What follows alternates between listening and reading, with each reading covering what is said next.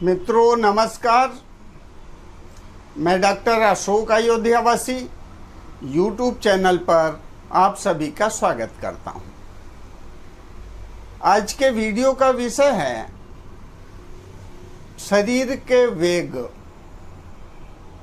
आयुर्वेद के अनुसार कुछ वेग होते हैं जो शरीर की आवश्यकता पूर्ति के लिए या शरीर के विकारों को शरीर से बाहर करने के लिए होते हैं। इन वेगों को व्यक्ति को नहीं रोकना चाहिए। अब मैं चर्चा करना चाहूँगा कि ये वेग होते क्या हैं, इनका नाम क्या है और इनको रोकने से शरीर में कौन कौन सी बीमारी हो सकती है।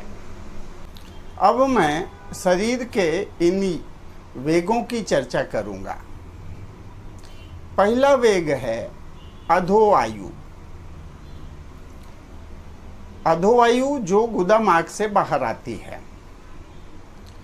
इसे रोकने से घबराहट होती है, हृदय शूल हो सकता है, सिर दर्द हो सकता है, आँखों की रोशनी कम हो सकती है, कब्ज और मंदाग्नि की भी समस्या हो सकती है एवं इससे अजीर्ण की बीमारियां भी होती हैं।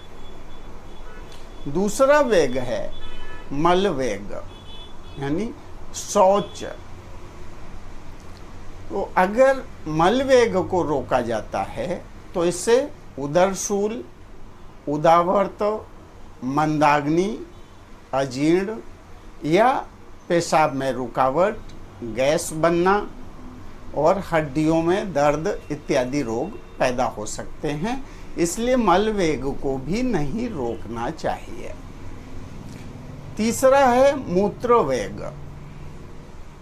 अगर पेशाब लगी है तो पेशाब कर लेना चाहिए, इसे रोकना नहीं चाहिए। इसको रोकने से किडनी प्रभावित होती है और किडनी के अनेकों रोग हो सकते हैं और इससे गैस भी बनती है और किडनी में स्टोन भी हो सकता है, जिसको पथरी बोलते हैं।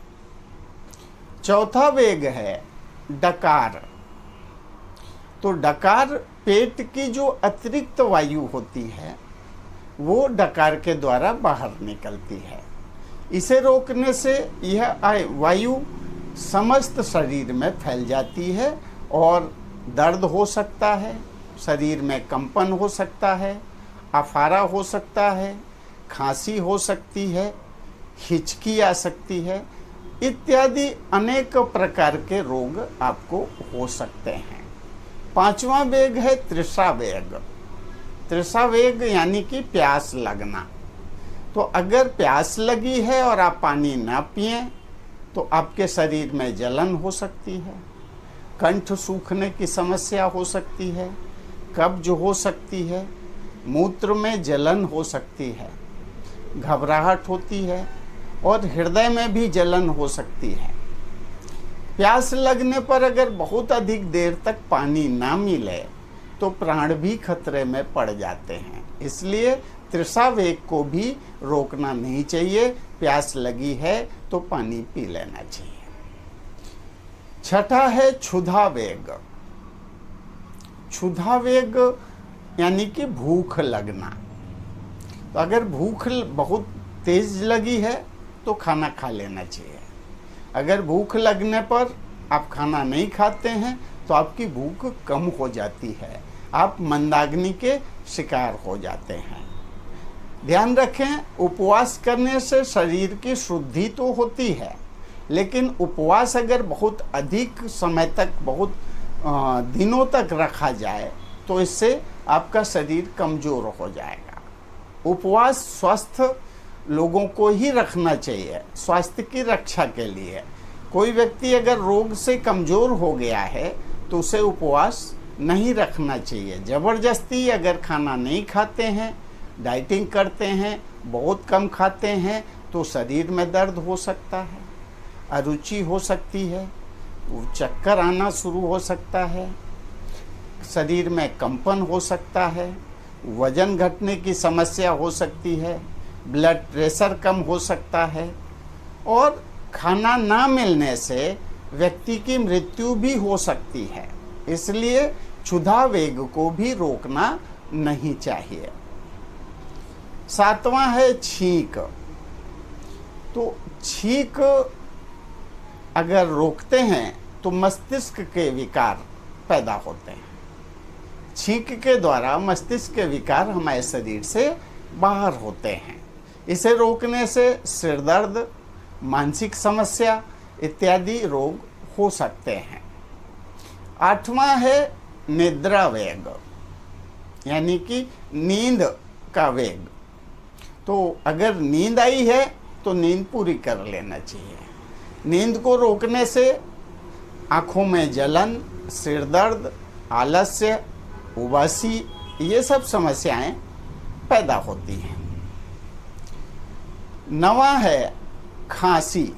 अगर खांसी आ रही है और आप उसको ज़बरदस्ती रोक रहे हैं तो इसमें हृदय रोग होने की संभावना होती है, अस्थमा हो सकता है, हिचकी आ सकती है, इत्यादि प्रकार के रोग खांसी रोकने से होता है। अगर खांसी का वेग है तो खांस लेना चाहिए। बहुत अधिक खांसी आ रही है, रेगुलर खांसी आ रही तो उसका उपाय करें, लेकिन कभी कभी थोड़ी बहुत खांसी आती है तो उससे परेशान होने की आवश्यकता नहीं है, वो शरीर का वेग है। 10वां वेग है उबासी, जिसको निश्वास बोलते हैं। इसे रोकने से हृदय रोग, मस्तिष्क रोग, प्रमेह, श्वास रोग इस प्रकार के रोगों के आप शिकार हो सकते हैं। 11वां है जम्हाई।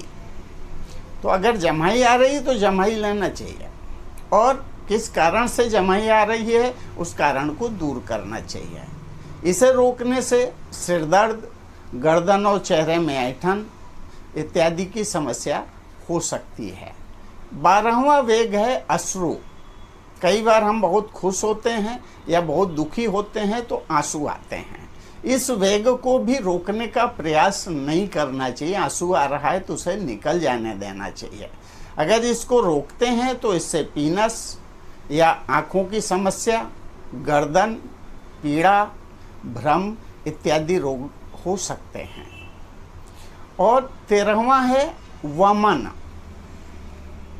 वमन यानी उल्टी होने की इच्छा हो रही है, तो अगर उल्टी होने की इच्छा है तो उल्टी कर लेना चाहिए। वमन को भी रोकने का प्रयास नहीं करना चाहिए। इसको रोकेंगे तो पित्त बढ़ेगा, कफ बढ़ेगा, शोथ बढ़ेगा, पेट में या शरीर में सूजन हो सकती है और विसूचिका यानी हैजा जैसे रोग भी इससे पैदा होते हैं। वमन बहुत अधिक हो तो इसको रोकने के लिए चिकित्सा करना चाहिए।